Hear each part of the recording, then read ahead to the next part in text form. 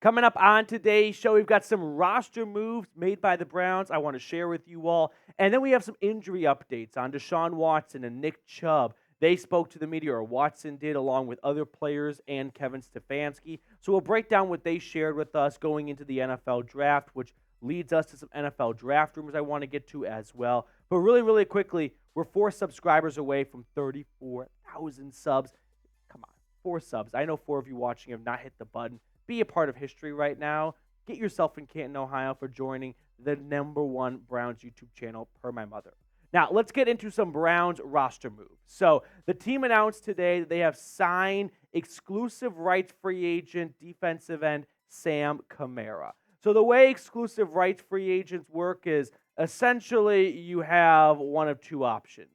The team will offer you a contract, you can sign it, or you can just stop playing in the NFL. So, probably a wise decision for Kamara, and for the Browns, they bring back a little bit of depth, plus it's 90-man roster season. There are a lot of guys that are going to get signed and added and whatnot that may not make the roster. Now, they also moved on from Drew Forbes with a failed physical. This was not a we need to make space from Sam Kamara. The Browns' current roster size, I went down and counted it by hand, is 74 players. Now, you can't have more than 90 guys on your roster. They are currently slated to have 6 picks in the draft. So if they draft 6 players, they'll go up to 81 guys, which means they'll have room for 9 UDFAs. So just keep an eye on the overall roster size as well. But let's talk about just really quickly what this means for the depth chart. So you can see the offensive line not dramatically impacted by Drew Forbes being removed. And as for the defensive line, Kamara, in my eyes, he slots in behind Isaiah McGuire and Alex Wright as he competes for most likely a practice squad spot. So now that we got the roster moves out of the way, let's get into some of the juicier storylines on today's show, starting with some injury updates. I want to kick things off with Deshaun Watson. We had Kevin Stefanski and Deshaun Watson speak to the media today, and I don't know if we got the same message from both people. So Watson got an update, or Kevin Stefanski gave an update to Deshaun Watson saying Cleveland has a good plan for him and his throwing timeline, but they will not speed things up, meaning with Ken Dorsey, a new offensive coordinator, and a newer offense coming in, it looks like they're not going to rush Deshaun Watson's timeline up so that he can be a part of all the install on the offensive side of things throughout OTAs and minicamp and whatnot. Now, the part about, we're not going to speed up his throwing timeline, I kind of walked away from what Kevin Stefanski thinking, okay, they're being very cautious. And indeed they are, but when Watson spoke to the media, it wasn't exactly the same tune. Watson said he's throwing full speed, no limitations with motion and velocity, said some days he's making 40 throws, some 60, and following doctor's lead. Said the plan is to participate in OTAs late May, early June on some level, but the focus is on training camp. There is definitely a huge emphasis on being cautious with Deshaun Watson and not rushing things. I think if it was up to Watson, he'd be back on the field right now at full speed. But the coaching staff and the medical staff, they are definitely being more on the cautious side for getting Watson back on the field, which why wouldn't they? It's April. We have a long time until September. But I do want to just remind everyone, and somewhat remind myself too, this was a major shoulder injury. And Watson kind of talked about that in his presser today, where he said, this is something baseball players kind of undergo every so often, but we don't really see this in football players, where it's a fractured bone in the shoulder. Usually you get sprains in the shoulder, but an actual bone break or a dislocation, like the bone break is not something we have a long history of players dealing with and coming back from in the NFL. So he's a little bit of a trailblazer when it comes to what a timeline could look like. Now, he also mentioned that the doctor he's been working with in LA was shocked that he continued to play for some duration with this bone fracture. Watson admitted himself that he doesn't really know exactly when it happened. It could have been as early as the Cardinals game, could have been in the Ravens game. I kind of perceived it as maybe Watson doing some PR work for himself, like, look how tough I am. I think I might have played through this injury for a week or so, which I mean, these athletes are always playing through tough stuff, but that kind of made me just chuckle a little bit on the inside. But all in all, I think there were some really positive notes and takeaways from Deshaun Watson's medical update because this easily could have been something that lingered and did not allow him to throw for much of the offseason. And he got surgery back in November, and fast forward to March, April, and he's throwing 40 to 60 times a day. I'm very, very, very optimistic that he won't just be ready by training camp, like he'll be 100% with no limitations whatsoever. And that's really important because it's another training camp for him with some shakeup in Cleveland, right? His first one, there was a big elephant in the room of incoming suspension. We're going to let Jacoby Brissett be our number one QB. Last offseason, it was, all right, we're ready to roll. You got AVP. This offseason, now you got Ken Dorsey. So he's kind of going back to square one, 3 straight offseasons. And listen, he's a pro. That should not be an excuse for suboptimal play in the regular season. But it's definitely nice to try and get some of those cobwebs shaken out in August compared to September and October. So let me toss this question your way. Will Deshaun Watson return to form? Give me a Y for yes or an N for no. Don't be afraid to get in the comment section. Shoot your shot and let me know. Also, other quick nuggets I want to run through while we're talking offense. No update on play calling. Not surprised, but Stefanski said no update. Stefanski also said the Browns want an attacking offense. So with that in mind, I will add watch for speed in this upcoming draft. If you want to look at what Stefanski said and then try and find a correlation to players in the draft the Browns may be pursuing, in my mind, if we're talking attacking offense, we're talking guys that can push the ball down the field, vertical threats, explosive playmakers, and that usually entails high level of speed. So here are some wide receivers that ran the 40-yard dash at the combine under a 4.42. I don't know why I picked that number specifically, but it did feel like an okay line in the sand. Now, you're not going to get Xavier Worthy, Brian Thomas, or A.D. Mitchell, but I could see a world where Devontae Walker, Tez Walker, Xavier Legette, Roman Wilson, Troy Franklin, Ricky Pearsall, those are guys that could be available at 54. So maybe just kind of keep an extra eye on them for attacking offense. Now, if he wants to attack via the running back position, 3 running backs that ran the 40-yard dash under 4.40.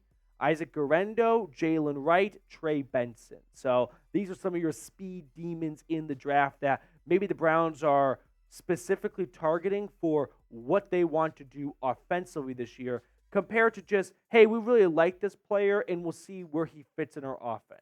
No, maybe the Browns are looking at the draft of, we want this type of player. Now, which in the draft is that best player made of?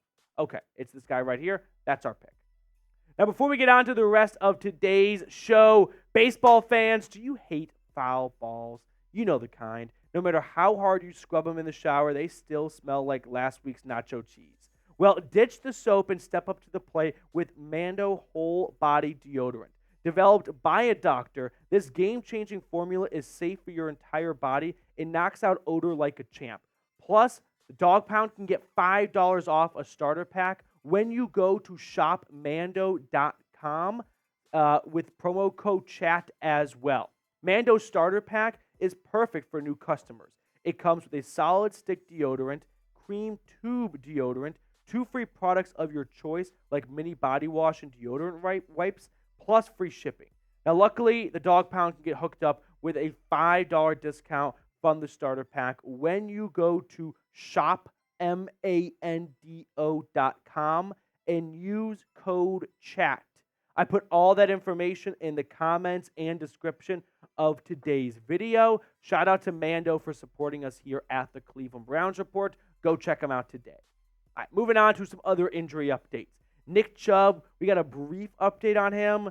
I was hoping for a little bit more. Cameron Justice, who does a great job of covering the team, tweeted out Kevin Stefanski on Nick Chubb's timeline to return from the knee injury. I can promise you he's working very hard. Early in the morning, he's here. He's attacking his rehab. When he's ready, he'll be ready. I'm not going to lie. I was hoping for a little bit more of a definitive update and maybe a bit more of an optimistic or encouraging update. Now, I can admit when I was wrong, and I don't think I'm at that stage yet, but when the Browns restructured Chubb's contract, I looked at it as a good thing, like the Browns thinking, all right, we are confident he'll be here ready for the season. Let's get this done before the draft, and that's one less stressor for us in the draft.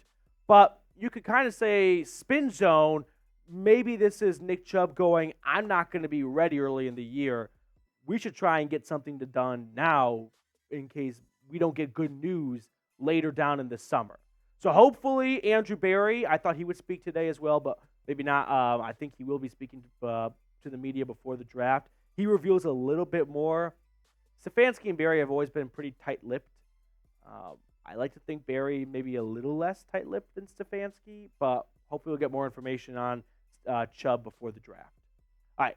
As for the offensive tackles, Jed Wills, Jack Conklin, DeJuan Jones, all coming off knee surgeries, and we got some updates on them. Here's what Cameron Justice tweeted out. Kevin Stefanski said Jack Conklin, Jed Wills, and DeJuan Jones are all doing great, continuing through their respective rehabbing. To remind you all, Jed Wills is coming off a right knee arthroscopic surgery. Jack Conklin tore his ACL and his MCL in his left knee. And then DeJuan Jones is coming off a torn MCL in his right knee. He suffered that in practice early in December. So I do think we have spent a lot of energy on Watson and Chubb's rehab that we may be overlooking the tackles a little bit because, I mean, all three guys are coming off not like knee injuries. I'm talking like knee surgeries. So it may be a position worth watching when it comes to how important the Browns value tackle in the draft if they don't know if these guys are going to be really 100% ready when the season rolls around. For Jack Conklin, we'll kind of run through his career PFF ranks for a moment here. Didn't play more than half a game in 2023 to give you a fair reading. But before that, I mean, you could just see that between his time in Tennessee and Cleveland, I see a lot of top 20 finishes by PFF. 2021, 2020, 2019, 2016. He's an all-pro right tackle for a reason. Now, Jed Wills, unfortunately, has not shared the same type of success. Last year, before his season was ended, he was ranking 64th out of 81 qualifying tackles. He's never finished higher than 52 out of 83 qualifying tackles. To me, it seems like Jed Wills' ceiling at left tackle is average. And that's not a horrible thing. It's not a bad thing depending on what you're paying for average. Like, if you can get Jed Wills for a cheap contract, like, the Browns may feel like we could do better, but for what we're paying, maybe this is not a bad value. And this is talking about a future contract, not his current one. So as for DeJuan Jones, to move on to the next player here, he ranks 48th out of 81, or ranked 48th out of 81 in his rookie season, where he was kind of tossed into the fire, replaced Jack Conklin, and it was a sink or swim moment, and I definitely think he swam pretty well. He had an overall grade of 64.7. Coming out of Ohio State, there were a lot of questions surrounding his endurance and whatnot, and whether or not he really kept himself in a good shape or if he was just a monster of a human being. And I would say he silenced a lot of those doubters during last season, but it's really unfortunate he suffered a knee injury as well. So with all three tackles coming off knee surgeries, and the Browns knowing this is a boomer bust season for Deshaun Watson, and how much of a price they paid last year with spotty depth at offensive tackle, which, listen, I don't know many teams that are built to have 4 deep quality offensive tackles. Like, the Browns lost their backup in DeJuan Jones. I'm not going to fault them too much for not having an elite backup after him. But maybe the Browns look at their, big board here and think, if offensive tackle is the best player remaining when we're on the clock, and we got 3 guys coming off knee surgeries, and we want to get good play from our quarterback, maybe investing in another tackle to make sure that he's got a good, healthy offensive line is not a bad option at pick 54. So what position should the Browns draft first? A few months ago, I would have called you crazy if I thought tackle would be the first thing because, this is a team that has too many starting tackles, right? Like Wills, Conklin, Jones. Why would you add another tackle? But there's a lot of really good tackles in this draft class. If they don't think that Wills and Conklin are going to be here guaranteed for 2025 and beyond, you could try and find their replacement in this year's draft, have them sit on the bench and learn the position in the NFL world a little bit. Plus, they may be called on a little bit earlier on in the season until all 3 starting tackles or 2 out of the 3 starting tackles are healthy enough to play. All right, fourth injury update, DTR. I wouldn't say I forgot about this. He suffered that hip injury at the end of the season, got put on IR, and at that point, everyone was just so focused on Joe Flacco. Like, there wasn't a lot of eyes on DTR, but Stefanski said to the media today that he's still rehabbing, and when the doctors give him the clear light to come back and practice, he'll be back on the field. But, I mean, DTR's injury was clearly a little bit more serious than maybe what we thought it was, given that it's April now and he's still working back from something he suffered in December of last season. So just some updates on the quarterback room. All right, other nuggets that came out of the press conferences today. They asked the Browns players and Kevin Stefanski about the weight room construction. Remember, the Browns weight room was moved inside their indoor facility, which already isn't like a full-size field. It's kind of like a 3/4 field, and they put the weight room in one of the end zones. It was really cramped. The players didn't like it at all. That reflected in the NFLPA report cards, and they are constructing a new one now. And Stefanski joked, like, it's under construction right outside my office, so I hear it every single day. But the players seem pretty pumped up about it, so hopefully that gets done soon. There was also a big emphasis on special teams. I think Stefanski kind of hit the nail on the head when he talked about this new rule in the kick return game and how no one's really 100% like prepared for it, and everyone's going to be adapting and learning on the fly a little bit. And I'm a lot more comfortable with Bubba Ventrone being the special teams coordinator during this process, where I think it's a major element that some teams can capitalize on if other teams are not putting enough research into the best way to take advantage of the new kick return rule. And I think the Browns are going to be at the forefront of being on top of this. Now, the Greg Newsome trade rumors were brought up. They asked Denzel Ward about that. He's like, well, Greg's here right now, so I don't know what to tell you guys. This is the business side of things here, but we sure hope he stays. Denzel Ward thinks this Browns secondary is the best secondary in the NFL, and they all come off a pretty strong season, like Denzel Ward, another season with at least 2 interceptions. Martin Emerson, a career year in his young career with 59 tackles, 14 pass breakups, 4 interceptions. And then Greg Newsome also having a really strong season as well, coming with interceptions to go with it. So there are some really exciting things about this Browns secondary that, sure, did not show up during the playoffs, and that's a big-time bummer. And Denzel Ward said that they are ready to kind of avenge that playoff loss. So what's your confidence level in the Browns secondary? Scale it 1 to 10 for me. I think it's a really good secondary, and it's unfortunate that they were just ghosts during the playoff game, but I'm not going to write them off because of one bad performance in January. I think they're capable of rebounding well. They kept the entire unit intact, essentially, minus Mike Ford, a special teamer. So I'd put it at like an 8 out of 10. All right, let's bring on Trizzy Trace for Pick a Card mode to wrap up the show. Let's do it. Trace, what are you thinking, bud? I'm liking the 7 of Hearts. Give me the Jack of Clubs. I like it. I like it a lot. Like a shuffle. Okay. Here we go. One more cut. What y'all think it's going to be? 3 of spades. Oh. 3 of spades. All right.